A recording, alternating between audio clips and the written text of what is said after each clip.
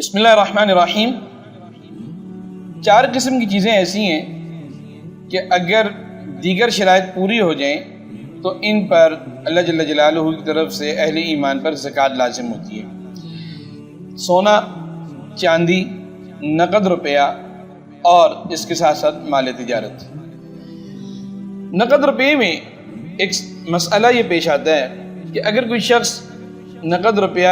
حج company میں جمع کروا دیتا ہے، اس کے پاس کچھ روپیہ تھا، اس نے حج کے لیے اپلائی کیا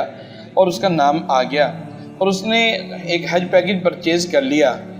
اور اس نے اپنے لیے ایک بکنگ کروا لی۔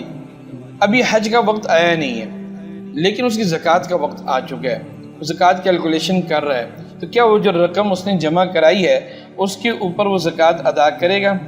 جی نہیں، کیونکہ وہ اصل میں ایک پیکج پرچیز کر چکا ہے، وہ ایک ٹرانزیکشن کر چکا ہے، اب وہ رقم اس کی ملکیت سے نکل چکی ہے۔ جب وہ رقم اس کی ملکیت سے نکل چکی ہے تو لہٰذا اب اس کے اوپر اس رقم کی زکوٰۃ دینا لازم نہیں ہے۔ البتہ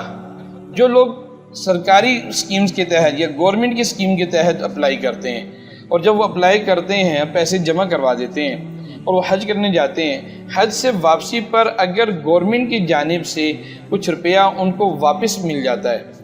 کچھ پیسے واپس مل جاتے ہیں، جیسے گزشتہ سالوں میں اس طرح کا موقع آیا تھا